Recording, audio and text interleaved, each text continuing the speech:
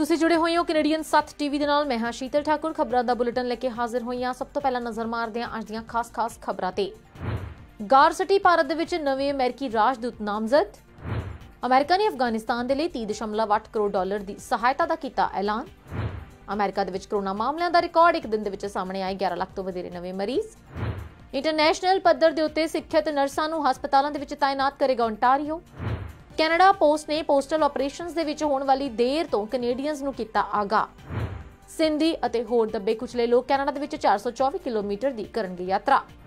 ਕੇਂਦਰੀ ਮੰਤਰੀ ਨਿਤਿਨ ਗਡਕਰੀ ਵੀ ਹੋਏ ਕੋਰੋਨਾ ਪੋਜ਼ਿਟਿਵ, ਟਵੀਟ ਕਰਕੇ ਦਿੱਤੀ ਜਾਣਕਾਰੀ। ਪੰਜਾਬ ਦੇ ਵਿੱਚ ਕੋਰੋਨਾ ਦੇ ਕਾਰਨ ਵਿਗੜੇ ਹਾਲਾਤ, ਹਰ ਪੰਜਵਾਂ ਵਿਅਕਤੀ ਪੋਜ਼ਿਟਿਵ। ਸ਼ੀਤ ਲਹਿਰ ਦੇ ਨਾਲ ਠਰੇਗਾ ਪੰਜਾਬ, ਸੰਘਣੀ ਧੁੰਦ ਦੇ ਨਾਲ ਹੋਰ ਡਿੱਗੇਗਾ ਪਾਰਾ, ਕਈ ਰਾਜਾਂ ਦੇ ਵਿੱਚ ਪਏਗਾ ਭਾਰੀ ਮੀਂਹ। ਪੰਜਾਬ ਦੇ ਵਿੱਚ ਕੌਣ ਹੋਵੇਗਾ ਆਪ ਦਾ ਸੀਐਮ ਉਮੀਦਵਾਰ? ਚੰਡੀਗੜ੍ਹ ਪਹੁੰਚਦੇ ਹੀ ਕੇਜਰੀਵਾਲ ਨੇ ਕੀਤਾ ਵੱਡਾ ਐਲਾਨ।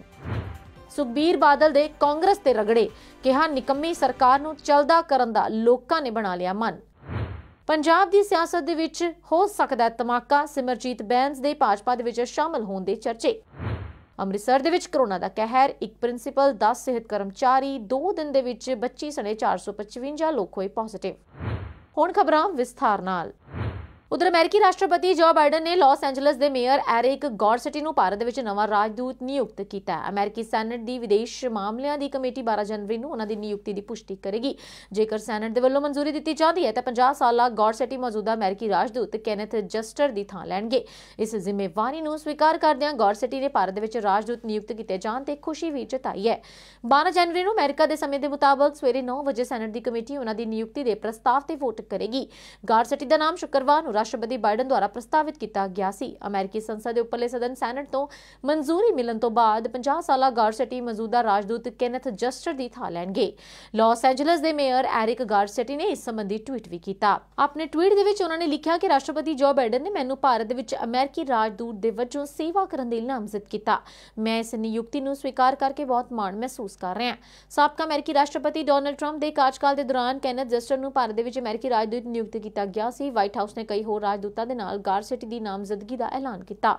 ਗਾਰਸੇਟੀ 2013 ਤੋਂ ਲਾਸ ਐਂਜਲਸ ਦੇ ਮੇਅਰ ਹਨ। ਉਹ ਲਾਸ ਐਂਜਲਸ ਮੈਟਰੋ ਦੀ ਜ਼ਿੰਮੇਵਾਰੀ ਵੀ ਸੰਭਾਲ ਰਹੇ ਨੇ।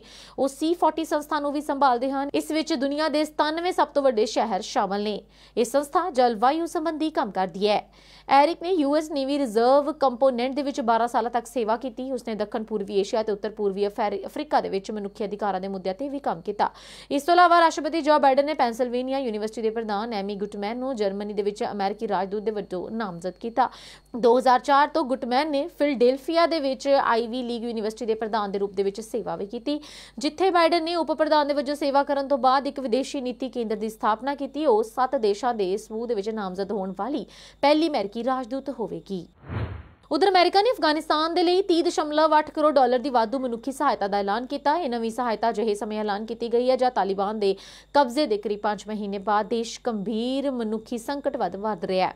ਵਾਈਟ ਹਾਊਸ ਦੇ ਬੁਲਾਰਨ ਐਮਿਲੀ ਹਾਰਨ ਨੇ ਮੰਗਲਵਾਰ ਨੂੰ ਜਾਰੀ ਬਿਆਨ ਦੇ ਵਿੱਚ ਕਿਹਾ ਕਿ ਅੰਤਰਰਾਸ਼ਟਰੀ ਵਿਕਾਸ ਦੇ ਲਈ ਅਮਰੀਕੀ ਏਜੰਸੀ ਤੋਂ ਨਵੀਂ ਮਦਦ ਸੁਤੰਤਰ ਮਨੁੱਖੀ ਸੰਗਠਨਾਂ ਦੇ ਰਾਹੀਂ ਦਿੱਤੀ ਜਾਵੇਗੀ, ਜਿਸ ਨੂੰ ਸਿਹਤ ਸਰਦੀਆਂ ਤੋਂ ਬਚਣ ਦੇ ਵਿੱਚ ਸਹਾਇਤਾ, ਐਮਰਜੈਂਸੀ ਭੋਜਨ ਸਹਾਇਤਾ, ਪਾਣੀ ਅਤੇ ਸਵੱਛਤਾ ਸੇਵਾ ਤੇ ਖਰਚ ਕੀਤਾ ਜਾਵੇਗਾ।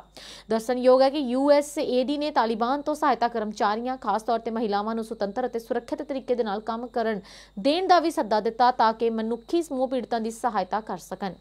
ਏਜੰਸੀ ਨੇ ਬਿਆਨ ਦੇ ਵਿੱਚ ਇਹ ਵੀ ਕਿਹਾ ਕਿ ਅਮਰੀਕਾ ਤਾਲਿਬਾਨ ਦੇ ਨਾਲ ਨਿਰਵਿਘਨ ਮਨੁੱਖੀ ਸਹਾਇਤਾ ਨੂੰ ਬਣਾਏ ਰੱਖਣ ਅਤੇ ਮਨੁੱਖੀ ਕਾਰਜਾਂ ਦੇ ਲਈ ਸੁਰੱਖਿਅਤ ਮਾਹੌਲ ਬਣਾਉਣ, ਸਾਰੇ ਅਸੁਰੱਖਿਅਤ ਲੋਕਾਂ ਤੱਕ ਸੁਤੰਤਰ ਰੂਪ ਦੇ ਨਾਲ ਸਹਾਇਤਾ ਪਹੁੰਚਾਉਣ ਦੇ ਪ੍ਰਬੰਧਾਂ ਅਤੇ ਸਾਰੇ ਲਿੰਗ ਦੇ ਸਹਾਇਤਾ ਕਰਮਚਾਰੀਆਂ ਦੀ ਆਵਾਜਾਈ ਯਕੀਨੀ ਕਰਨ ਦੀ ਮੰਗ ਕਰਨਾ ਜਾਰੀ ਰੱਖੇਗਾ। ਇਸ ਨਵੀਂ ਮਦਦ ਦੇ ਨਾਲ ਹੀ ਅਗਸਤ ਤੋਂ ਹੁਣ ਤੱਕ ਅਮਰੀਕਾ ਦੇ ਵੱਲੋਂ 78 ਕਰੋੜ ਡਾਲਰ ਦੀ ਸਹਾਇਤਾ ਅਫਗਾਨਿਸਤਾਨ ਦੇ ਲਈ ਐਲਾਨ ਕੀਤੀ ਜਾ ਚੁੱਕੀ ਹੈ। ਸੰਯੁਕਤ ਰਾਸ਼ਟਰ ਮੁਤਾਬਕ ਅਫਗਾਨਿਸਤਾਨ ਦੀ 3.8 ਕਰੋੜ ਆਬਾਦੀ ਦੇ ਵਿੱਚੋਂ 22% ਦੀ ਅਕਾਲ ਦੀ ਸਥਿਤੀ ਦਾ ਅਤੇ ਹੋਰ 36% ਦੀ ਗੰਭੀਰ ਭੋਜਨ ਅਸੁਰੱਖਿਆ ਦਾ ਸਾਹਮਣਾ ਕਰ ਰਹੀ ਹੈ। ਉਧਰ ਅਮਰੀਕਾ ਦੇ ਵਿੱਚ ਕੋਰੋਨਾ ਵਾਇਰਸ ਦੇ ਨਵੇਂ ਵੇਰੀਐਂਟ ਐਮਿਕਰੋਨ ਦੇ ਇਨਫੈਕਸ਼ਨ ਦੇ ਕਾਰਨ ਮਾਮਲੇ ਤੇਜ਼ੀ ਦੇ ਨਾਲ ਵਧ ਰਹੇ ਨੇ। ਅਮਰੀਕਾ ਦੇ ਵਿੱਚ ਨਵੇਂ ਕੋਰੋਨਾ ਮਰੀਜ਼ਾਂ ਦੀ ਗਿਣਤੀ ਇੱਕ ਨਵੇਂ ਰਿਕਾਰਡ ਪੱਧਰ ਤੇ ਪਹੁੰਚ ਗਈ ਹੈ। ਸੋਮਵਾਰ ਨੂੰ ਦੇਸ਼ ਦੇ ਵਿੱਚ 11 ਲੱਖ ਤੋਂ ਵੱਧ ਮਰੀਜ਼ ਸਾਹਮਣੇ ਆਏ। ਇਸ ਦੇ ਨਾਲ ਹੀ ਹਸਪਤਾਲਾਂ ਦੇ ਵਿੱਚ ਦਾਖਲ ਹੋਣ ਕਰਕੇ ਲੋਕਾਂ ਦੀ ਗਿਣਤੀ ਵੀ ਹੁਣ ਤੱਕ ਸਭ ਤੋਂ ਵੱਧ ਹੋ ਗਈ ਹੈ। ਇਸ ਤੋਂ ਪਹਿਲਾਂ 3 ਜਨਵਰੀ ਨੂੰ ਅਮਰੀਕਾ ਦੇ ਵਿੱਚ 10,03,000 ਤੋਂ ਵੱਧ ਨਵੇਂ ਮਾਮਲੇ ਮਰੀਜ਼ ਮਿਲੇ ਨੇ। ਮਰੀਜ਼ਾਂ ਦੀ ਵੱਧਦੀ ਗਿਣਤੀ ਦਰਸਾਉਂਦੀ ਹੈ ਕਿ ਤੇਜ਼ੀ ਦੇ ਨਾਲ ਫੈਲਣ ਵਾਲਾ ਐਮਿਕਰੋਨ ਅਮਰੀਕਾ ਦੇ ਵਿੱਚ ਤਬਾਹੀ ਮਚਾ ਰਿਹਾ ਹੈ। ਚਿੰਤਾ ਚਿੰਤਾਜਨਕ ਵੇਰੀਐਂਟ ਮੰਨੇ ਗਏ ਓਮਿਕਰॉन ਨੇ ਯੂਐਸ ਦੇ ਵਿੱਚ ਹਸਪਤਾਲ ਦੇ ਵਿੱਚ ਦਾਖਲ ਹੋਣ ਵਾਲਿਆਂ ਦੀ ਗਿਣਤੀ ਨੂੰ ਸਭ ਤੋਂ ਉੱਚੇ ਪੱਧਰ ਤੇ ਪਹੁੰਚਾਇਆ। ਇਹ ਸੰਖਿਆ ਪਿਛਲੇ 3 ਹਫ਼ਤਿਆਂ ਦੇ ਵਿੱਚ ਰਿਕਾਰਡ ਪੱਧਰ ਤੇ ਪਹੁੰਚ ਗਈ ਹੈ, ਜਦਕਿ ਪਿਛਲੇ ਸਾਲ ਜਨਵਰੀ ਦੇ ਵਿੱਚ ਇਹ 1,32,151 ਸੀ। ਜੌਨਸ ਹੌਪਕਿੰਸ ਯੂਨੀਵਰਸਿਟੀ ਦੇ ਅੰਕੜਿਆਂ ਦੇ ਮੁਤਾਬਕ ਐਤਵਾਰ ਨੂੰ ਅਮਰੀਕਾ ਦੇ ਵਿੱਚ ਕੋਵਿਡ-19 ਦੇ ਕੁੱਲ ਕੇਸ 6 ਕਰੋੜ ਤੱਕ ਪਹੁੰਚ ਗਏ। ਜਨਵਰੀ 2020 ਦੇ ਬਾਅਦ ਹੁਣ ਤੱਕ ਦੇਸ਼ ਦੇ ਵਿੱਚ 8,37,594 ਮੌਤਾਂ ਵੀ ਹੋਈਆਂ ਨੇ ਅਤੇ ਬਹੁਤ ਛੂਤਕਾਰੀ ਓਮਿਕਰॉन ਵੇਰੀਐਂਟ ਦੇ ਕਾਰਨ ਕੋਵਿਡ ਮਰੀਜ਼ਾਂ ਦੀ ਦਾਖਲ ਹੋਣ ਵਾਲਿਆਂ ਦੀ ਗਿਣਤੀ ਤੇਜ਼ੀ ਦੇ ਨਾਲ ਵਧ ਰਹੀ ਹੈ, ਜਿਸ ਕਾਰਨ ਅਮਰੀਕਾ ਦੇ ਕਈ ਹਸਪਤਾਲਾਂ ਨੇ ਦੂਜੇ ਮਰੀਜ਼ਾਂ ਦੇ ਲਈ ਸਰਜਰੀ ਵੀ ਬੰਦ ਕਰ ਦਿੱਤੀ ਹੈ। ਅੰਕੜੇ ਦੇ ਅਨੁਸਾਰ ਅਮਰੀਕਾ ਦੇ ਵਿੱਚ ਪ੍ਰਤੀ 10 ਲੱਖ ਲੋਕਾਂ ਦੇ ਵਿੱਚ ਹਰ ਰੋਜ਼ 2130 ਤੋਂ ਵੱਧ ਮਰੀਜ਼ ਸੰਕਰਮਿਤ ਹੋ ਰਹੇ ਨੇ। ਇਸ ਦੇ ਨਾਲ ਹੀ ਉਹ ਮਹਾਮਾਰੀ ਨੂੰ ਲੈ ਕੇ ਬ੍ਰਿਟੇਨ ਦੇ ਰਸਤੇ ਤੇ ਅੱਗੇ ਵੀ ਵਧ ਰਿਹਾ ਹੈ। ਦੂਜੇ ਪਾਸੇ ਫਰਾਂਸ ਦੇ ਵਿੱਚ ਕੋਵਿਡ-19 ਦੇ ਮਾਮਲਿਆਂ ਦੇ ਵਿੱਚ ਚਿੰਤਾਜਨਕ ਵਾਧਾ ਹੋ ਰਿਹਾ ਹੈ। ਉੱਥੇ ਹਾਲਾਤ ਬ੍ਰਿਟੇਨ ਵਰਗੇ ਨੇ। 7 ਦਿਨਾਂ ਦੀ ਔਸਤ ਦੇ ਅਨੁਸਾਰ ਫਰਾਂਸ ਦੇ ਵਿੱਚ ਪ੍ਰਤੀ ਮਿਲੀਅਨ ਲੋਕਾਂ ਦੇ ਵਿੱਚ ਲਗਭਗ 4000 ਰੋਜ਼ਾਨਾ ਕੇਸ ਨੇ। ਉਧਰ ਕੋਵਿਡ-19 ਦੇ ਕਾਰਨ ਸਟਾਫ ਦੀ ਘਾਟ ਦੇ ਨਾਲ ਜੂਝ ਰਹੇ ਹਸਪਤਾਲਾਂ ਤੇ ਲੌਂਗ ਟਰਮ ਕੇਅਰ ਹੋਮਸ ਦੇ ਵਿੱਚ ਓਨਟਾਰੀਓ ਇੰਟਰਨੈਸ਼ਨਲ ਪੱਧਰ ਦੇ ਉੱਤੇ ਸਿੱਖਿਅਤ ਨਰਸਾਂ ਨੂੰ ਤਾਇਨਾਤ ਕਰੇਗਾ। ਇਸ ਸੰਬੰਧ ਦੇ ਵਿੱਚ ਸਿਹਤ ਮੰਤਰੀ ਕ੍ਰਿਸਟੀਨ ਐਲੀਅਟ ਨੇ ਮੰਗਲਵਾਰ ਨੂੰ ਐਲਾਨ ਕੀਤਾ। ਹੈਲਥ ਕੇਅਰ ਕੈਪੈਸਿਟੀ ਦੇ ਬਾਰੇ ਗੱਲ ਕਰਦੇ ਉਹਨਾਂ ਨੇ ਆਖਿਆ ਕਿ ਇੰਟਰਨੈਸ਼ਨਲ ਨਰਸਾਂ ਜਿਨ੍ਹਾਂ ਨੇ ਓਨਟਾਰੀਓ ਦੇ ਵਿੱਚ ਪ੍ਰੈਕਟਿਸ ਦੇ ਲਈ ਅਪਲਾਈ ਕੀਤਾ ਹੋਇਆ, ਉਹਨਾਂ ਦੇ ਕੋਲ ਇਹ ਮੌਕਾ ਹੈ ਕਿ ਉਹ ਹੈਲਥ ਕੇਅਰ ਸੈਟਿੰਗਸ ਦੇ ਵਿੱਚ ਹੈਲਥ ਕੇਅਰ ਪ੍ਰੋਵਾਈਡਰ ਦੀ ਨਿਗਰਾਨੀ ਹੇਠ ਕੰਮ ਕਰਨ।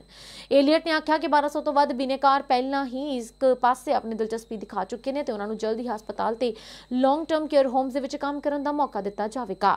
ਉਹਨਾਂ ਨੇ ਆਖਿਆ ਕਿ ਇਸ ਸਮੇਂ ਓਨਟਾਰੀਓ ਦੇ ਵਿੱਚ 600 ਇੰਟੈਂਸਿਵ ਕੇਅਰ ਬੈੱਡਸ ਉਪਲਬਧ ਨੇ ਅਤੇ ਲੋੜ ਪੈਣ ਦੇ ਉੱਤੇ 500 ਹੋਰ ਬੈੱਡਸ ਉਪਲਬਧ ਕਰਵਾਏ ਜਾ ਸਕਦੇ ਨੇ। ਜ਼ਿਕਰਯੋਗ ਹੈ ਕਿ ਸਰਕਾਰ ਦੇ ਅਨੁਸਾਰ ਇਸ ਸਮੇਂ ਕੋਵਿਡ-19 ਮਰੀਜ਼ਾਂ ਦੇ ਲਈ ਹਸਪਤਾਲ ਦੇ ਵਿੱਚ ਭਰਤੀ ਰਹਿਣ ਦੀ ਮਿਆਦ 7 ਦਿਨ ਹੈ, ਜੋ ਕਿ ਡੈਲਟਾ ਵੇਰੀਐਂਟ ਦੇ ਦੌਰਾਨ 20 ਦਿਨ ਸੀ। ਇਹ ਤੇ ਦੱਸਣਾ ਇਹ ਵੀ ਬਣਦਾ ਹੈ ਕਿ ਤੇਜ਼ੀ ਦੇ ਨਾਲ ਫੈਲਣ ਵਾਲੇ ਓਮਿਕਰॉन ਵੇਰੀਐਂਟ ਦੇ ਕਾਰਨ ਹਸਪਤਾਲਾਂ ਦੇ ਵਿੱਚ ਸਟਾਫ ਦੀ ਘਾਟ ਪੈਦਾ ਹੋ ਗਈ ਹੈ।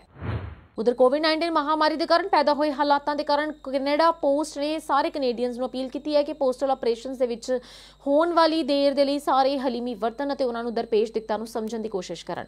ਕੈਨੇਡਾ ਪੋਸਟ ਨੇ ਆਖਿਆ ਕਿ ਤੇਜ਼ੀ ਦੇ ਨਾਲ ਬਦਲ ਰਹੇ ਹਾਲਾਤ ਦੇ ਕਾਰਨ ਉਹਨਾਂ ਨੂੰ ਸਟਾਫ ਦੀ ਘਾਟ ਦੇ ਨਾਲ ਵੀ ਨਜਿੱਠਣਾ ਪੈ ਰਿਹਾ ਹੈ। ਇੱਕ ਨਿਊਜ਼ ਰਿਲੀਜ਼ ਦੇ ਵਿੱਚ ਪੋਸਟਲ ਆਪਰੇਟਰ ਨੇ ਵੀ ਦੱਸਿਆ ਕਿ ਅਸੀਂ ਕੈਨੇਡੀਅਨਸ ਦੀ ਸੇਵਾ ਦੇ ਲਈ ਹਾਜ਼ਰ ਹਾਂ, ਪਰ ਸਾਨੂੰ ਲੋੜ ਪੈਣ ਦੇ ਉੱਤੇ ਇਹਤਿਆਤ ਤੋਂ ਵੀ ਕੰਮ ਲੈਣਾ ਪੈ ਸਕਦਾ ਹੈ। ਦੇਸ਼ ਭਰ ਦੇ ਵਿੱਚ ਮੌਜੂਦਾ ਹਾਲਾਤਾਂ ਦੇ ਕਾਰਨ ਕੈਨੇਡੀਅਨ ਨੂੰ ਅਗਲੇ ਕੁਝ ਹੋਰ ਹਫ਼ਤਿਆਂ ਤੱਕ ਡਾਕ ਮਿਲਣ ਦੇ ਵਿੱਚ ਵੀ ਦੇਰ ਦੇ ਮਸਲੇ ਦੇ ਨਾਲ ਸਿੰਝਣਾ ਪੈ ਸਕਦਾ ਹੈ। ਕੈਨੇਡਾ ਪੋਸਟ ਨੇ ਇਹ ਵੀ ਆਖਿਆ ਕਿ ਆਪਣੀ ਕੁਝ ਪੋਸਟ ਆਫਿਸਿਸ ਦਾ ਸਮਾਂ ਵੀ ਉਹਨਾਂ ਨੂੰ ਘਟਾਉਣਾ ਪੈ ਸਕਦਾ ਹੈ। ਉਹਨਾਂ ਨੇ ਕਿਹਾ ਕਿ ਅਸੀਂ ਜਿਨ੍ਹਾਂ ਲੋਕਾਂ ਤੇ ਕਮਿਊਨਿਟੀਜ਼ ਦੀ ਸੇਵਾ ਕਰਦੇ ਹਾਂ, ਉਹਨਾਂ ਦੀ ਸਿਹਤ ਤੇ ਸੇਫਟੀ ਵੀ ਸਾਡੇ ਲਈ ਬੇहद ਜ਼ਰੂਰੀ ਹੈ। ਜ਼ਿਕਰਯੋਗ ਹੈ ਕਿ ਕ੍ਰਿਸਮਸ ਤੋਂ ਪਹਿਲਾਂ ਕੈਨੇਡਾ ਪੋਸਟ ਨੇ ਹਜ਼ਾਰਾਂ ਦੀ ਗਿਣਤੀ ਦੇ ਵਿੱਚ ਸੀਜ਼ਨਲ ਵਰਕਰਸ ਨੂੰ ਹਾਇਰ ਕੀਤਾ ਤੇ ਡਿਲੀਵਰੀਜ਼ ਦੀ ਵੱਧ ਡਿਮਾਂਡ ਨੂੰ ਵੇਖਦਿਆਂ ਹੋਏ ਆਪਣੇ ਫਲੀਟ ਦੇ ਵਿੱਚ ਵੀ ਵਾਧਾ ਕੀਤਾ ਸੀ। ਉਧਰ ਵਾਸ਼ਿੰਗਟਨ ਡੀਸੀ ਸਥਿਤ ਸਿੰਧੀ ਫਾਊਂਡੇਸ਼ਨ ਨੇ ਅਪ੍ਰੈਲ 2021 ਦੇ ਵਿੱਚ ਸੰਯੁਕਤ ਰਾਜ ਅਮਰੀਕਾ ਦੇ ਵਿੱਚ ਸਫਲ ਮਾਰਚ ਤੋਂ ਬਾਅਦ ਹੁਣ ਕੈਨੇਡਾ ਦੇ ਵਿੱਚ ਦੂਜੀ ਲੰਬੇ ਮਾਰਚ ਦਾ ਐਲਾਨ ਕੀਤਾ। ਲੰਬੇ ਮਾਰਚ ਦਾ ਉਦੇਸ਼ ਸਿੰਧ ਅਤੇ ਦੁਨੀਆ ਭਰ ਦੇ ਵਿੱਚ ਮਨੁੱਖੀ ਅਧਿਕਾਰ, ਜਲਵਾਯੂ ਤਬਦੀਲੀ ਅਤੇ ਵਾਤਾਵਰਣ ਨਿਆਂ ਦੇ ਬਾਰੇ ਜਾਗਰੂਕਤਾ ਪੈਦਾ ਕਰਨਾ ਹੈ। ਪਾਕਿਸਤਾਨ ਦੇ ਵਿੱਚ ਘੱਟ ਗਿਣਤੀਆਂ ਖਾਸ ਕਰਕੇ ਹਿੰਦੂ, ਈਸਾਈ, ਹਜ਼ਾਰਾਂ ਅਹਿਮਦੀਆਂ, ਬਲੋਚ, ਗਿਲਗਿਤ, ਪਸ਼ਤੂਨ, ਸਰਾਇਕੀ ਅਤੇ ਹੋਰਾਂ ਦੀ ਸਥਿਤੀ ਹਰ ਗੁਜ਼ਰਦੇ ਦਿਨ ਦੇ ਨਾਲ ਬੱਤਰ ਹੁੰਦੀ ਜਾ ਰਹੀ ਹੈ। ਲੌਂਗ ਮਾਰਚ ਸਿੰਧੀ ਫਾਊਂਡੇਸ਼ਨ ਦੀ ਪਹਿਲ ਕਦਮੀ ਹੈ ਕਿ ਇਸ ਨੂੰ ਸਿੰਧ ਦੀਆਂ ਵੱਖ-ਵੱਖ ਸੰਸਥਾਵਾਂ ਅਤੇ ਦੋਸਤਾਂ ਦੇ ਦੁਆਰਾ ਸਮਰਥਨ ਪ੍ਰਾਪਤ ਹੋਵੇ। ਟੋਰਾਂਟੋ ਤੋਂ ਓਟਾਵਾ ਤੱਕ ਲੰਬਾ ਮਾਰਚ 28 ਮਈ 2022 ਨੂੰ ਸ਼ੁਰੂ ਹੋਵੇਗਾ ਤੇ ਇਹ ਪਿਕਰਿੰਗ, ਪੀਟਰਬਰੋ, ਮੈਨਡੌਕ ਤੋਂ ਲੰਘ ਕੇ 15 ਜੂਨ 2022 ਨੂੰ ਓਟਾਵਾ ਪਹੁੰਚੇਗਾ।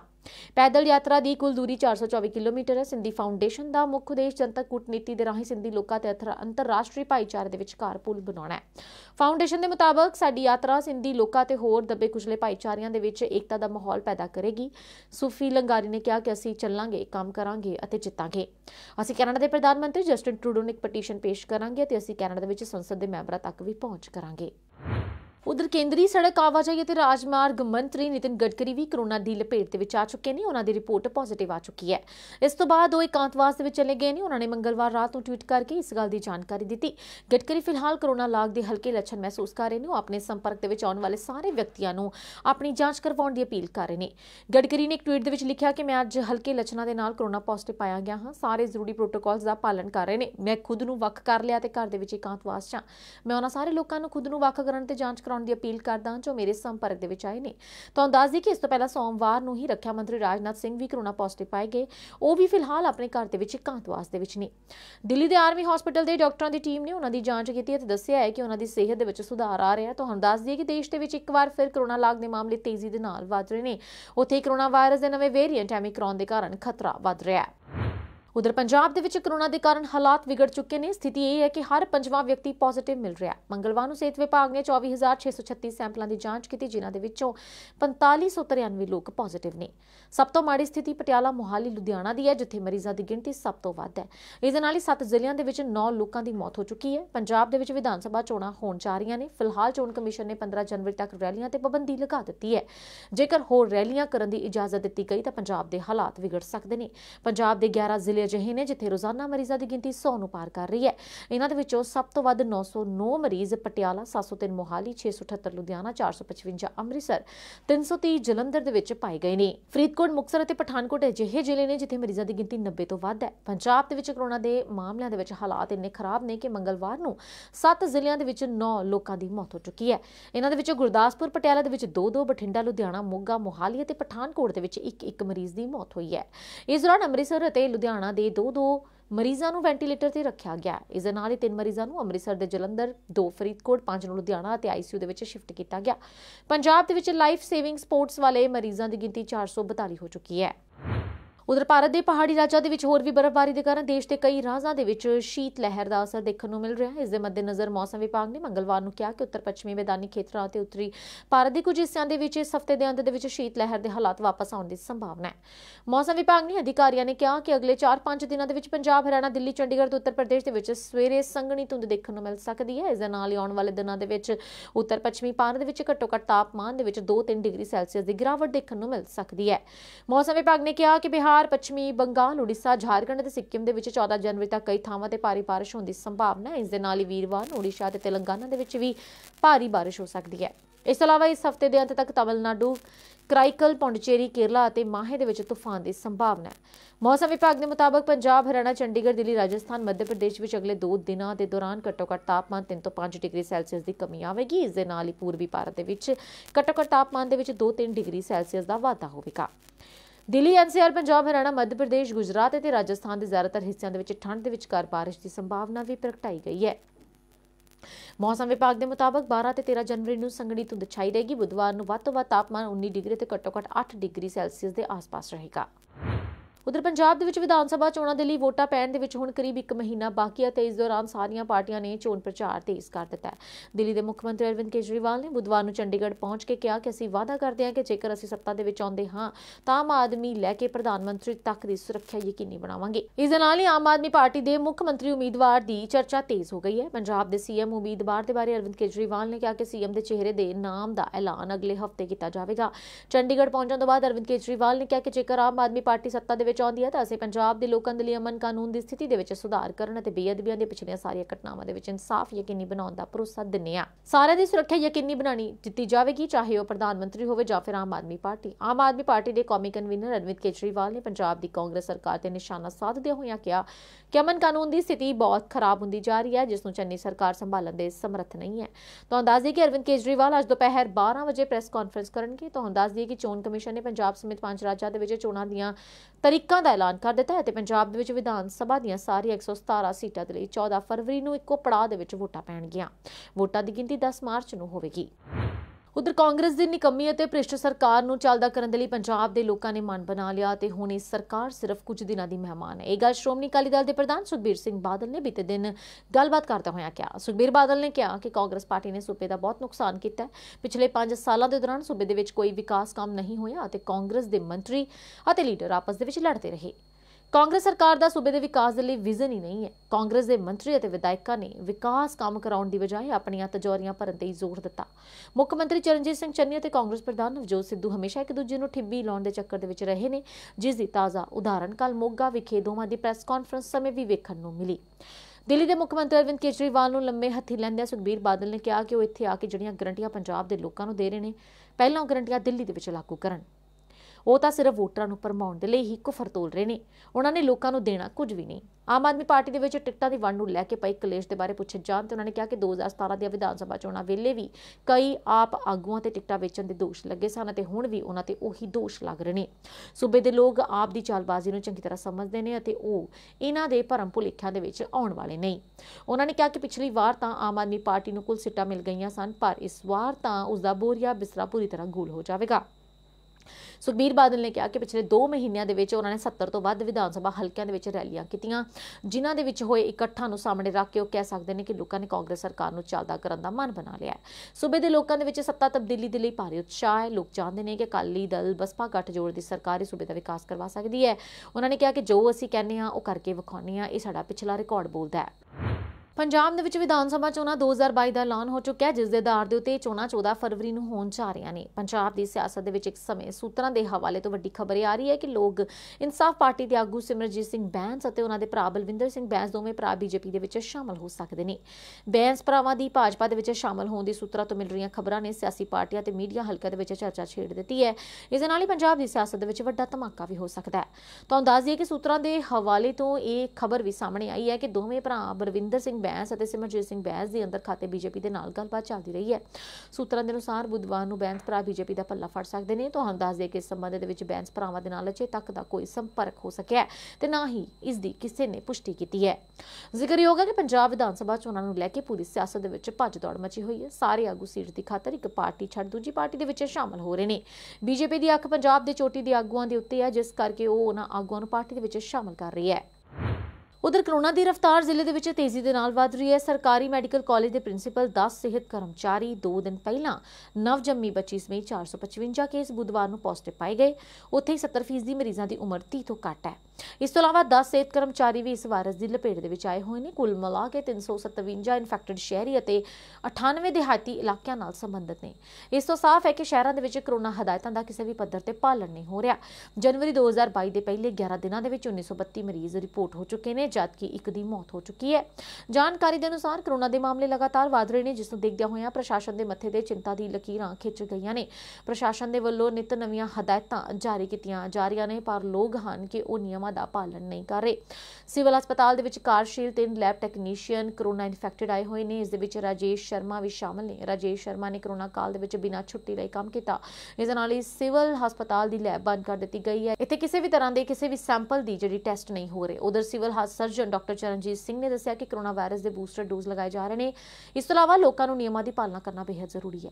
ਇੰਗਲੈਂਡ ਤੋਂ ਅੰਮ੍ਰਿਤਸਰ ਹਵਾਈ ਅੱਡੇ ਤੇ ਪੁੱਜੇ 2 ਯਾਤਰੀ ਕਰੋਨਾ ਇਨਫੈਕਟਡ ਮਿਲੇ। ਇਸ ਜਹਾਜ਼ ਦੇ ਵਿੱਚ ਕੁੱਲ 190 ਯਾਤਰੀ ਸਵਾਰ ਨੇ। ਇਹਨਾਂ ਦੇ ਵਿੱਚ 2 ਬੱਚਿਆਂ ਨੂੰ ਛੱਡ ਕੇ ਬਾਕੀ 188 ਦੇ ਸੈਂਪਲ ਲਏ ਗਏ ਨੇ।